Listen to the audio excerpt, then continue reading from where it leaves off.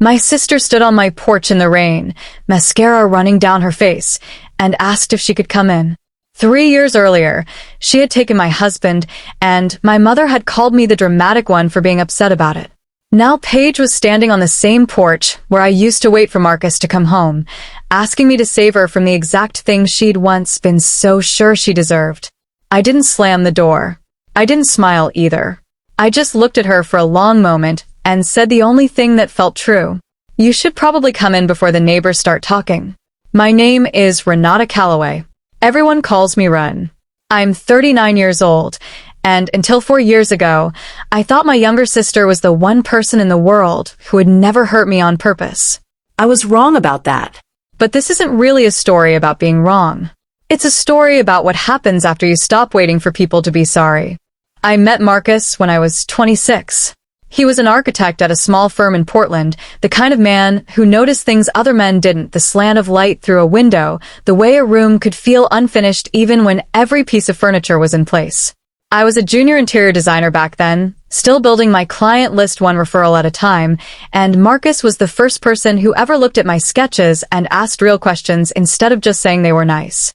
We got married 2 years later in my parents' backyard under a string of lights he'd hung himself the night before because he didn't trust the rental company to get it right. For a long time, that was the whole story.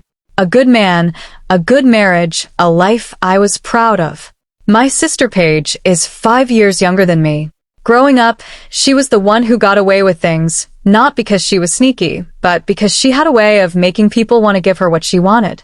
My mother used to say Paige had a light in her, and I believed that for most of my life, right up until the night I found out exactly what that light had been shining on. We weren't the kind of sisters who competed openly, at least not on the surface. I was the practical one, the one who did her homework early and picked a stable career and married a steady man. Paige was the one who changed majors twice, dated a string of men our mother never fully approved of, and always seemed to land on her feet anyway, usually because someone else had quietly cleared the ground in front of her. I never resented that about her, not really. I think, if I'm honest, I found it a little bit charming, the way you find a much younger sibling's confidence charming even when it occasionally costs you something. I just never imagined what it would cost me until it already had. Marcus and Paige had always gotten along, the easy, low-stakes way an in-law and a sister-in-law get along when there's no reason for either of them to think too hard about the other. He'd help her move apartments. She'd ask his opinion on which paint color to use in a rental she never ended up staying in long enough to paint. I used to think it was sweet, the two people I loved most in the world building a small, uncomplicated friendship of their own. I think about that a lot now, how the very thing I was proud of turned out to be the exact shape of the thing that broke me. It was a Tuesday in October, the kind of Portland evening where the rain doesn't fall so much as hang in the air. Marcus had told me he was working late on a project deadline. I believed him, because I had never had a reason not to. I drove past his office around 8 o'clock to drop off a laptop charger he'd forgotten that morning, and the office was dark. Not late-night quiet dark. Closed for hours dark. I sat in my car in the empty parking lot for a full minute before I let myself understand what that meant. I didn't call him. I didn't text him demanding to know where he was. I drove home, made myself a cup of tea I never drank and waited. He came in around 10:30, smelling faintly of a perfume that wasn't mine, kissed my forehead, and said the meeting had run long. I said okay. That was the first night I lied back to someone I loved, and I remember being surprised at how easily the word left my mouth. For the next 6 weeks, I paid attention the way you pay attention to a sound in your house you can't quite place. Marcus started keeping his phone face down. He started taking calls in the garage. He started mentioning Paige more, small things at first. She helped him pick out a gift for our mother's birthday. She'd stopped by his office to drop off files for some volunteer project they were apparently working on together. I didn't remember either of them ever mentioning a volunteer project before. The night I found out for certain, I wasn't even looking. I was helping Paige move a bookshelf in her apartment because she'd asked, and while she was in the kitchen getting us both water, her phone lit up on the coffee table. Marcus's name. A single line of text sitting right there in plain view. Can't stop thinking about last night. Tell Ren you're staying at Aaron's again. I stood there holding a box of paperback novels and read that sentence 4 times before it fully landed. Then I set the box down very carefully, the way you set something down when you don't trust your own hands anymore, and I called Paige's name into the kitchen like nothing in the world had just ended. "Everything okay?" she asked, walking back in with 2 glasses of water. "Your phone went off," I said, nodding toward the coffee table. I watched her face when she picked it up. I watched the exact moment the color left it. Here is the thing I want people to understand about that night. I didn't scream. I didn't throw the glass of water she'd handed me. I didn't say a single cruel word, even though I had an entire arsenal of them sitting right behind my teeth.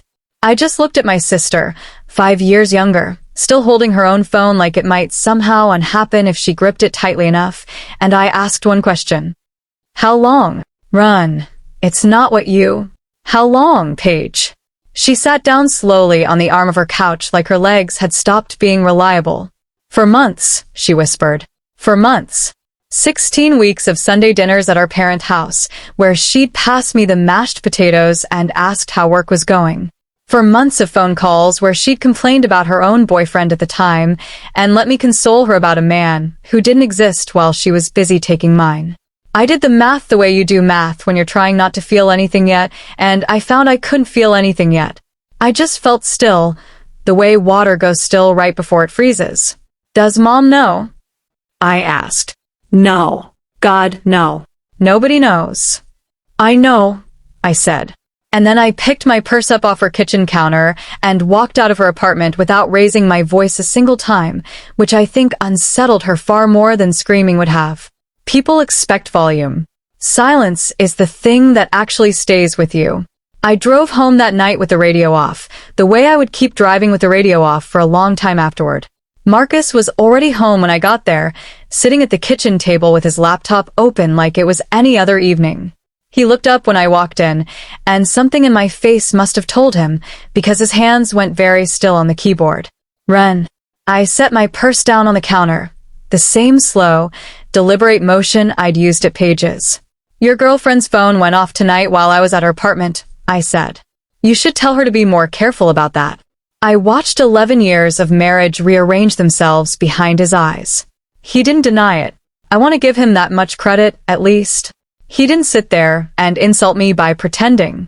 He just closed his laptop very quietly, like closing it loudly might make the moment worse than it already was, and said the 4 words I've replayed 100 times since. "I didn't mean for. You didn't mean for me to find out." I finished for him. "That's different from not meaning for it to happen. Those are 2 very different sentences, Marcus, and I need you to understand that I know the difference." He tried, for about 20 minutes, to build the kind of narrative I would later watch other men build in other rooms with other women. That things between us had been quietly falling apart for a while. That he and I had grown into something more like roommates than partners. That Paige understood him in a way I'd stopped trying to. I sat at that kitchen table and let him talk because I wanted to hear exactly how he'd rehearsed it and because some small, clinical part of me was already taking notes for a version of my life that didn't have him in it. "I'm not going to fight you on this," I finally said when he ran out of reasons that all somehow ended with him being the one who deserved sympathy. He blinked. "What?" "I'm not going to fight you," I repeated. "I'm not going to beg you to stay, and I'm not going to spend the next year of my life trying to convince a man to want the woman standing right in front of him. If you want her, you can have her. But you should know that when you leave this house, you're not just leaving me. You're leaving every single person in this family who's going to have to choose a side, and I promise you, that's going to cost you more than you think it will." He didn't understand what I meant that night. He would understand it fully about 8 months later at my mother's 60th birthday party. But that's a different part of the story. I want to be honest about something, the same way the women in stories like this one always insist on being honest at this point. I did not feel triumphant walking away from that marriage. I felt hollowed out, the way a house feels after you've moved all the furniture into a truck and the rooms just echo. But underneath the hollow feeling, there was something else starting to take shape, something that didn't have a name yet. I would later learn to call it relief. It just took a while to recognize it wearing grief's clothes. I called my friend Yvette that night, not to fall apart, but because Yvette is the kind of friend who deals in logistics when everyone else wants to deal in feelings, and logistics were what I needed. Yvette had gone through her own divorce 4 years earlier and had turned the experience into something close to a professional skill set. "Don't sign anything yet," she said, before I'd even finished the story. "And don't move out of that house. Whatever happens next, you stay right where you are until a lawyer tells you otherwise." "I don't want the house, Yvette. I don't want any of it. I just want to not be married to him anymore." "I know," she said gently. "But wanting out fast is exactly how women end up with nothing. You're allowed to leave a marriage with dignity and a fair settlement at the same time. Those aren't opposites." I stayed on the phone with Yvette for almost 2 hours that night, longer than either of us probably intended. She told me about her own divorce in pieces I'd never heard before, how she'd spent the first 6 months wanting to burn every photograph in the house and the next 6 months grateful she hadn't, because she needed proof, later, of exactly who she used to be before she let a bad marriage convince her she was someone smaller. "You're going to want to make this fast," she said. "Everyone does. The wanting it over feeling is the strongest feeling you'll have for the next month. Don't let it make your decisions for you." I met with a lawyer named Priya near the following week, a small, sharp woman with a corner office that overlooked the river, who listened to my entire story without a single change in her expression and then said something I've carried with me ever since. "The version of this divorce where you cry in front of him is the version where he wins something. Not legally. Emotionally." "Don't give him that." She walked me through the practical steps that afternoon, documenting the assets, separating our accounts cleanly, understanding exactly what I was and wasn't entitled to under Oregon law. None of it felt satisfying in the way I'd imagined confronting Marcus might feel. It felt like paperwork. I would come to understand, over the following months, that paperwork was its own kind of quiet power, the sort that doesn't announce itself, but holds up long after the shouting would have faded. So I didn't. I went through the next 4 months with a kind of composure that I think frightened Marcus more than any amount of anger could have. I answered his calls when there were logistics to discuss, and let them go to voicemail when there weren't. I moved my things out of the house slowly, methodically, room by room, while he stayed at Paige's increasingly often, apparently unable to bear watching me pack. Every box I taped shut felt like a small, private ceremony. Not a funeral. Something closer to a graduation. My parents found out about 6 weeks after I did, and not from me. Paige told them herself, in a phone call to our mother that I later heard about secondhand, framed the whole thing as something that had simply happened to her and Marcus, as if love were a weather system neither of them had any control over.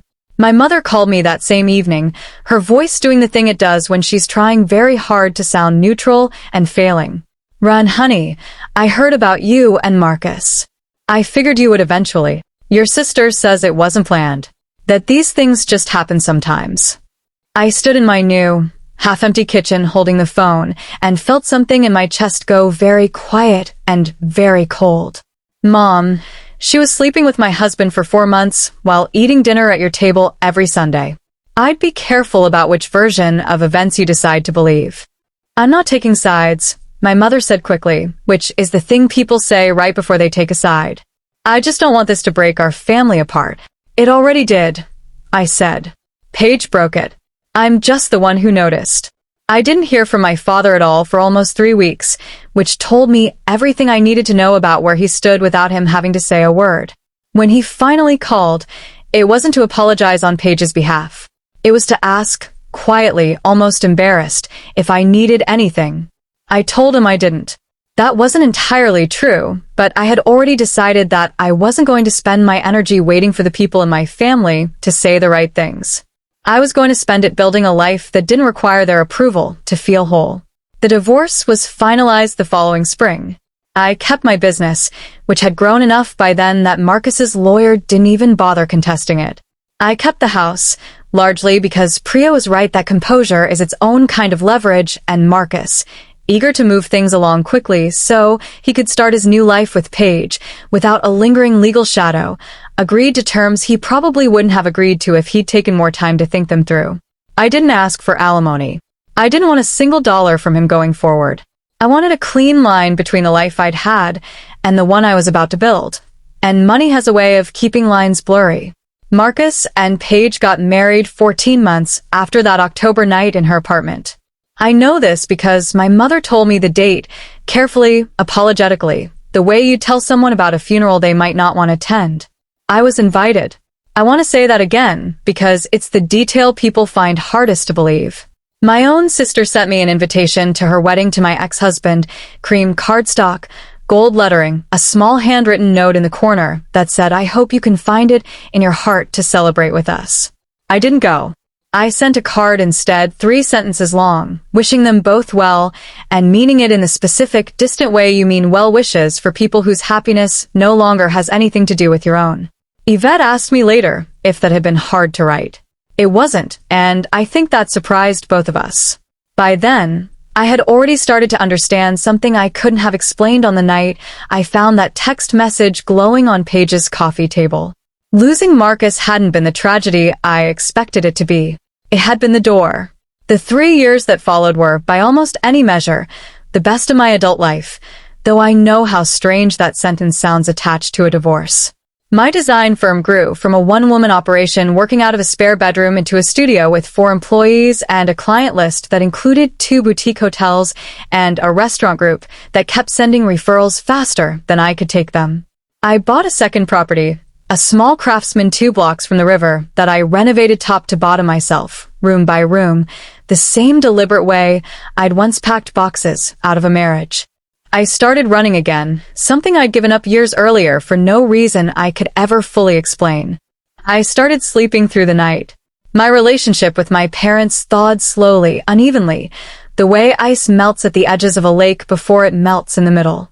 My mother learned, eventually, not to mention Paige's name in the same conversation as an invitation to family dinner unless she wanted a very short phone call. My father, in his own quiet way, became something closer to an ally than he'd ever been before, showing up to help me tear out a rotted section of the Craftsman's back deck one Saturday, without either of us ever discussing why he felt he owed me that. My relationship with Paige, by contrast, simply stopped existing. Not dramatically. Not with a final confrontation or a slammed door.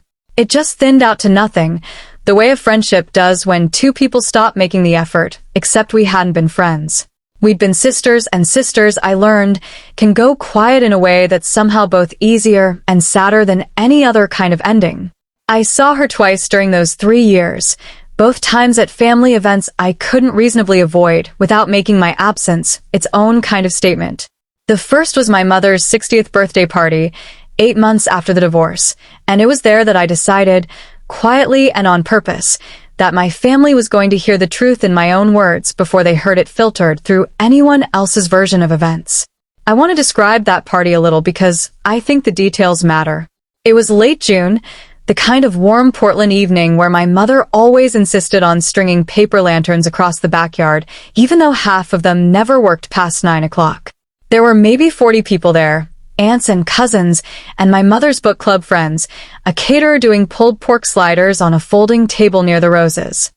Marcus and Paige arrived together, holding hands in the specific, deliberate way new couples hold hands when they want a room to notice, and I remember feeling something tighten briefly in my chest before it passed, quickly, like a cramp that comes and goes. I hadn't planned to say anything that night, not exactly, but I had come prepared to, which is a different thing entirely. Priya had returned my old phone records to me months earlier, part of the divorce discovery, and buried in among the bank statements and the shared calendar exports was a printed page I'd kept folded in my purse ever since, the time-stamped log of that single text message from Paige's coffee table, the one that had started all of it. I hadn't brought it to embarrass anyone. I'd brought it because I was tired of being the only person in that family who still had to carry the whole weight of what actually happened, while Paige got to carry a softer, prettier version that nobody ever bothered to check. The moment came during the toasts. Marcus, glass raised, decided it was his turn to speak, and instead of saying something simple about my mother's birthday, he used the opportunity to talk about how grateful he was for a family that had shown him such grace over the past year, how some families didn't understand that love sometimes takes unexpected turns, and the right thing to do is meet it with compassion instead of judgment. Around the yard, people nodded politely, the way people nod when they don't yet know they're being managed. I set my wine glass down on the nearest table and stood up. Since we're talking about grace, I said, and my voice carried further into that quiet backyard than I expected it to. I think everyone should actually know what they're being asked to be graceful about. I reached into my purse and unfolded the page I'd been carrying for months, holding it up just long enough for the closest few people to see the timestamp and the sender's name. This is the text I read on my sister's phone the night I found out.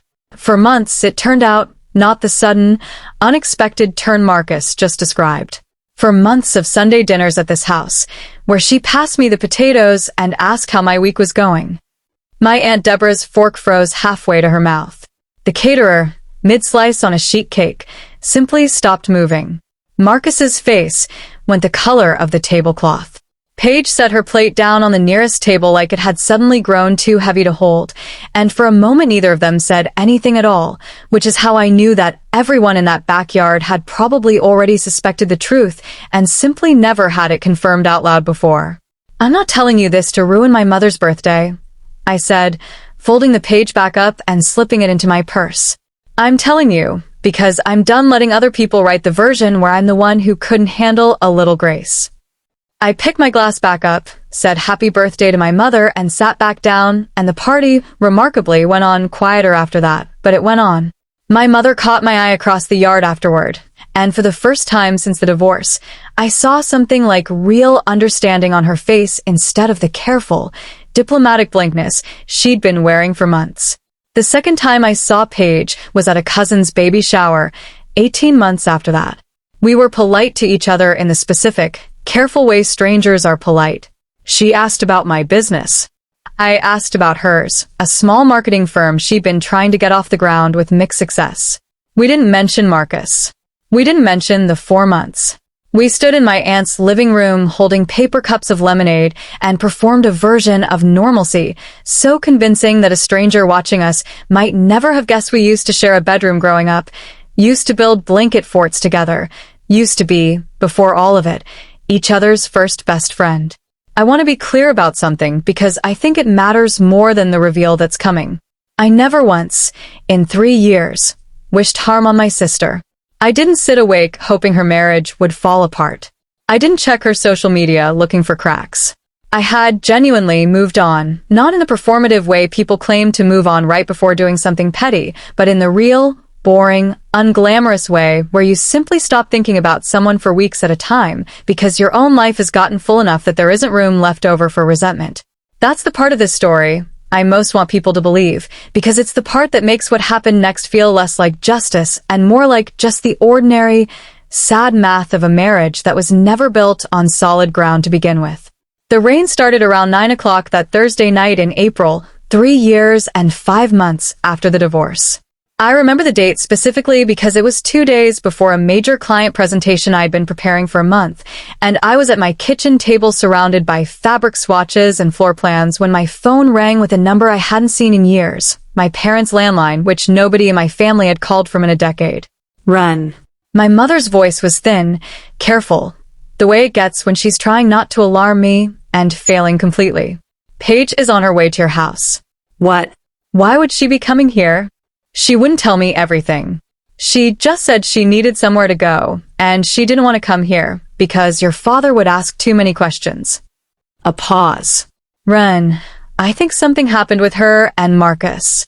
I sat very still at my kitchen table, a swatch of navy linen still in my hand, and felt something complicated move through my chest, not quite triumph, not quite sympathy, something more like the specific, unsettled feeling of watching a storm you predicted actually arrive. "I'll call you back, Mom," I said, and hung up before she could ask me anything I didn't yet have an answer for. Paige arrived 40 minutes later, soaked through despite the short walk from her car to my porch, mascara tracked down both cheeks in dark lines, holding a single overnight bag like she'd packed it without thinking about what she was actually packing. I stood in my doorway and looked at my little sister, standing in almost exactly the spot where I used to wait for a husband who was quietly building a different life behind my back, and I felt the strange, dislocating sensation of watching history fold back on itself. "You should probably come in before the neighbors start talking," I said and stepped aside. She sat at my kitchen table, The same table where 3 years earlier I had made tea I never drank while waiting to find out what my life was about to become, and she cried for a solid 10 minutes before she could get a full sentence out. I didn't rush her. I made 2 cups of chamomile tea, set one in front of her, and waited the way I'd learned to wait, patiently, without needing to fill the silence with my own noise. "I did something," she finally said, her voice cracking on the word did. "Run. I did something, and I don't even know how to say it out loud." I want to tell you that I felt nothing in that moment, that 3 years of healing had made me some kind of saint incapable of noticing the shape of the irony sitting across my kitchen table. That wouldn't be honest. I felt it. I felt it land somewhere deep and old. A small, sharp flare of something that wasn't quite satisfaction and wasn't quite grief, something closer to recognition. The way you feel when a pattern you suspected was real finally confirms itself. "Just say it," I said. "I've been seeing someone." From my office. "His name is Grant. It's been going on since February." She wiped her face with the back of her hand, smearing the mascara worse instead of better. "Marcus found texts on my phone tonight. He looked at me like I'd taken something from him he didn't even know he still had." "How did he find out?" I asked, keeping my voice level because some habits from that other kitchen, that other night, apparently never fully leave you. My phone lit up on the counter while I was in the shower. A text. He read it before I could stop him. She let out a small, broken laugh that had nothing funny in it at all. "It's almost funny, isn't it? That's exactly how I know how it happened," I said, and I didn't need her to finish the sentence. I watched it land on her own face in real time.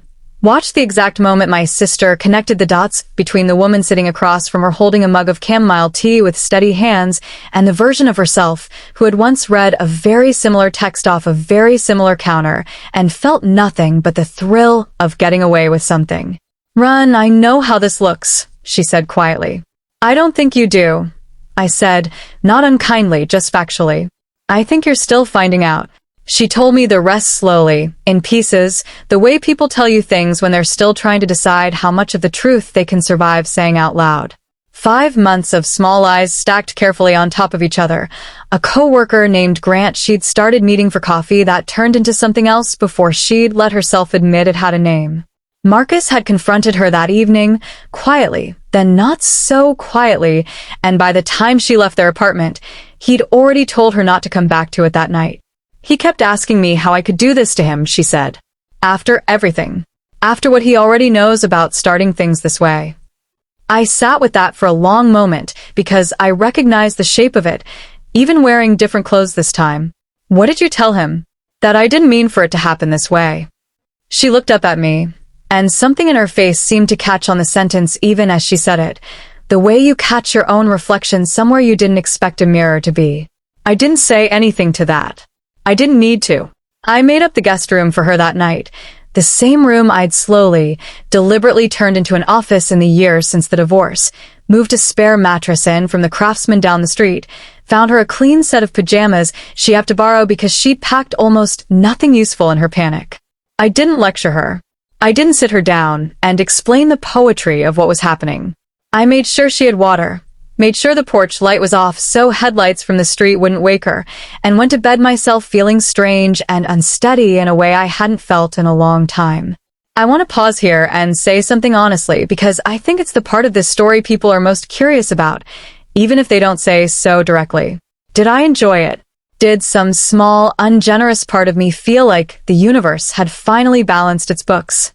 I've asked myself that question more than once since that April, and the answer I keep landing on is more complicated than either yes or no. I didn't enjoy watching my sister cry at my kitchen table.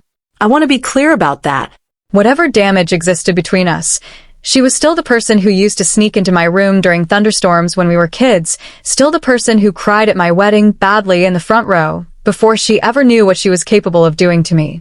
Some part of that sister was still sitting across the table from me, soaked and undone, and some part of me still ached for her the way you ache for anyone you've loved for most of your life, even when they've hurt you badly. But I also can't pretend there wasn't something clarifying about it. Not revenge, exactly. Something closer to proof, arriving years late, that the thing I'd spent so long trying not to make into a referendum on my own worth had never really been about me at all. It had been about a willingness in both of them, Marcus and Paige, to reach for something that wasn't theirs and call it fate instead of a choice. Now, Paige knew from the other side of it this time exactly how that choice felt once it stopped belonging only to the person making it. Marcus texted my phone once that night. I almost didn't read it. I know she's probably there. I'm not asking you to take a side. I just don't know who else would understand. I looked at that message for a long time before I set the phone face down on my nightstand and turned off the lamp. There was nothing left for Marcus and me to talk about, and there was nothing in that message that was actually mine to carry. Whatever he needed to understand now belonged entirely to him and my sister.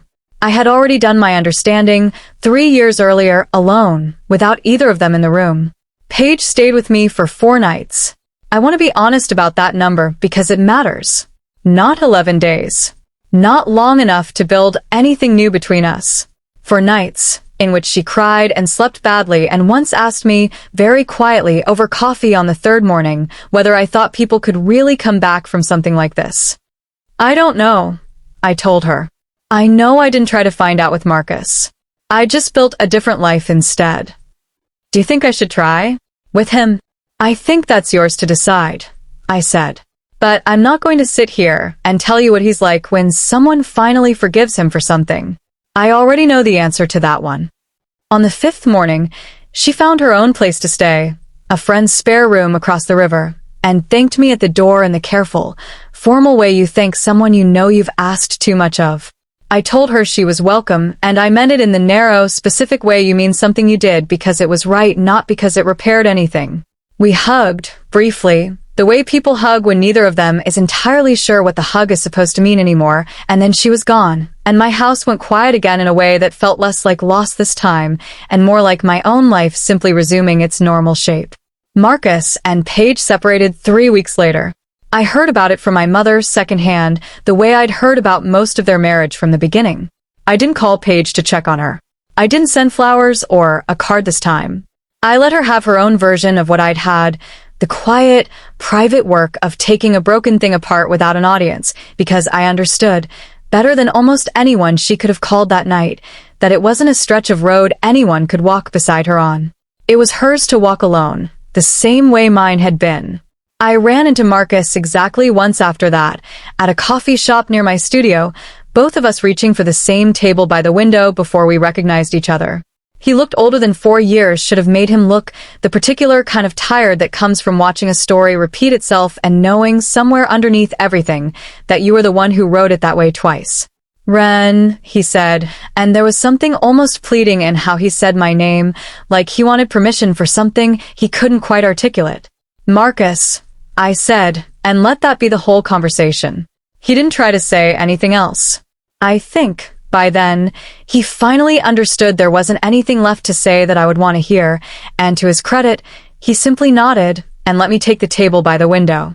My mother, in the months that followed, apologized to me for the first time in a real, unguarded way, sitting in my kitchen on a Sunday afternoon almost a year after Paige had shown up on my porch in the rain. I should have believed you the first time, she said, turning her coffee cup slowly in her hands. I told myself I wasn't taking sides, but I was. I just picked the side that was easier to be around. I know, Mom, I said.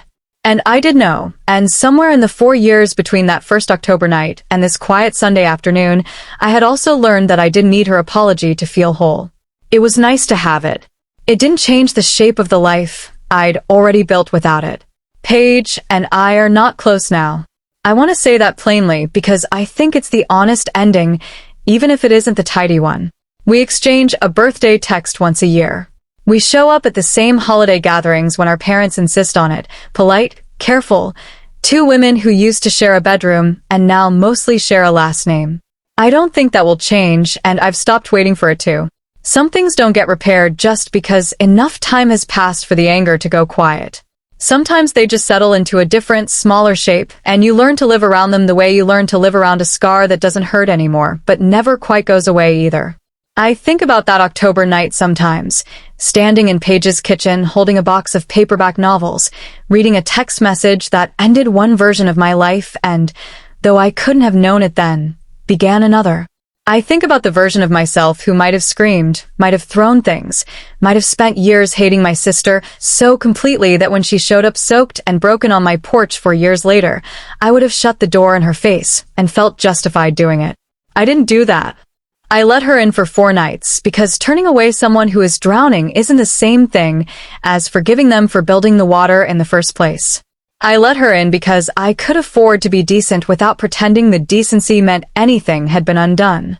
My life had already turned out right, slowly, deliberately, one client, one renovated room, one quiet morning run at a time, long before Paige ever found out what it felt like to be the one who broke something instead of the one it happened to.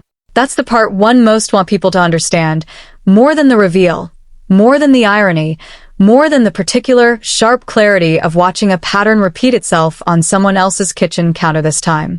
I never looked back. Not because looking back wouldn't have hurt, but because I made a decision early on that my future wasn't going to be built in the shape of everyone else's mistakes. Marcus chose my sister. I let him go. Paige chose to become the kind of person who could do to someone else exactly what had once been done to her, and that was never going to be my mess to clean up a second time. I still run past that October intersection sometimes, most mornings actually, because it happens to sit on the best route down to the river. It doesn't mean anything to me anymore. It's just a street corner now, the way most of the places that once felt like the center of the worst night of your life eventually shrink back down to nothing more than a street corner if you give yourself enough time and refuse to keep standing on it. If you've made it this far with me, I'd love to know what you think. Do you believe some patterns are just bound to repeat themselves? Or do you think people really can change if they finally get caught? Tell me where you're watching from tonight. I always love seeing how far these stories travel. And if this one stayed with you, hit subscribe because we've got a lot more stories like this one still to tell.